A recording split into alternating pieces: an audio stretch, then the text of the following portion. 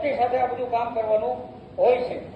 હું તમને હેન્ડલ પણ બતાવું છું સેફટી માટેના, કે જે અમે શરૂ લઈને કામ કરવાનું હોય છે ત્યાં પહેરીએ છીએ અને અમે અમારું કાર્ય કરીએ છીએ.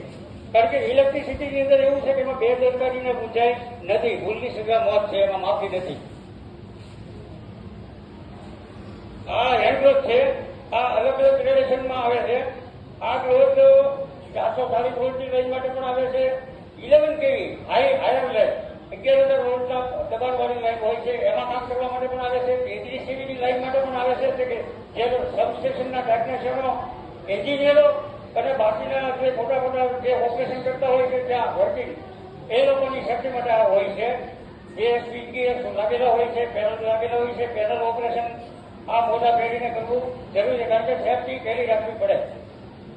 બરાબર. આવી રીતના અલગ અલગ લાઈનમાં કામ કરવા માટેના અલગ અલગ હેન્ડ ગ્લોવ્સ આવે છે, અલગ અલગ સેફટી શૂઝ આવે છે, હેલ્મેટ આવે છે. આ બધું સેફટી વસ્તુ મગજની અંદર રાખી અને પછી આ કાર્ય થાય છે. આ કાર્ય કોઈ પણ વ્યક્તિ કરી શકતો નથી, નકર અકસ્માત થવાની શક્યતા છે. એટલે બધી વસ્તુનું નોલેજ હોવું જરૂરી છે.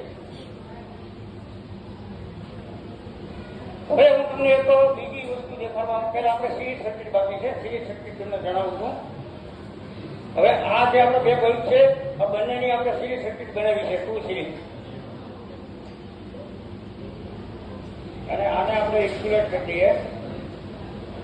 કારણ કે ઓપન કનેક્શન રાખી એટલે કોઈ પણ ઇલેક્ટ્રિકલ ટેસ્ટિંગ કરવું જોખમ ભરેલું હોય છે.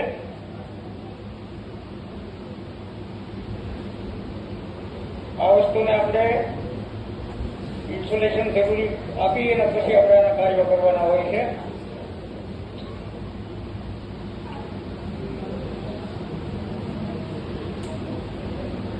હવે આપણી પાસે વધ્યા છે 2 કનેક્શન, બંનેમાંથી એક. આ બંનેના સિરીઝમાં જોડાણ આપણે કર્યા છે. ગુજરાતીમાં આપણે શ્રેણીમાં જોડાણ કહીએ છીએ અને ઇંગ્લિશની અંદર આપણે સિરીઝ કનેક્શન કહીએ છીએ.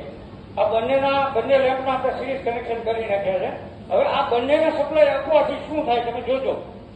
આ બંનેને આપણે 240 વોલ્ટનું વીજ દબાણ આપીએ તો બંનેને મળતું વીજ દબાણ બંનેમાં ડિવાઈડ થઈ જશે. કારણ કે બંનેનો રેઝિસ્ટન્સ સરખો છે, માટે બંનેમાં 50% પ્રેશર ડિવાઈડ થઈ જશે. એટલે બંનેને 120 વોલ્ટનો સપ્લાય મળશે, જેના કારણથી એનો પ્રકાશ છે જે દાખલો થઈ ગયો છે બંનેના. કારણ કે બંનેની અંદર અડધો સપ્લાય થઈ ગયો છે, પૂરો સપ્લાય લેમ્પને મળતો નથી, એટલે પૂરેપૂરો પ્રકાશિત નહીં થાય.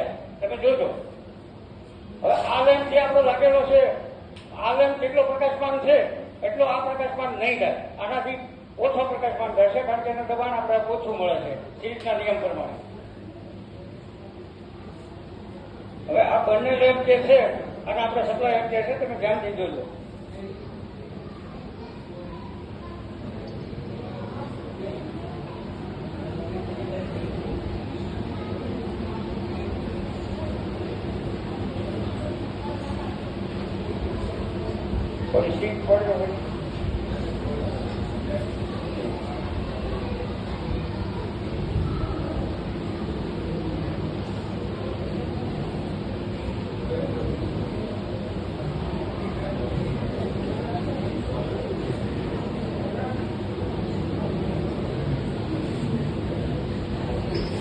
હવે આપણે 400 વોલ્ટનો સપ્લાય 440 વોલ્ટનો સપ્લાય આપીએ ને તો આ પૂરેપૂરો પ્રકાશમાન થાય છે.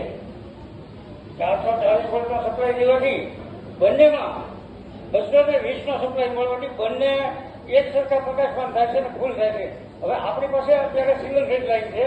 સિંગલ ફેઝના અંદર આપણે કેવું છે કે આમાં 240 વોલ્ટનું વીજ દબાણ હોય છે. તો બંને લેમ્પને પૂરેપૂરા પ્રકાશિત કરવા માટે વીજ દબાણ ઓછું પડે છે, કારણ કે બંને આપણે સિરીઝમાં જોડેલા છે.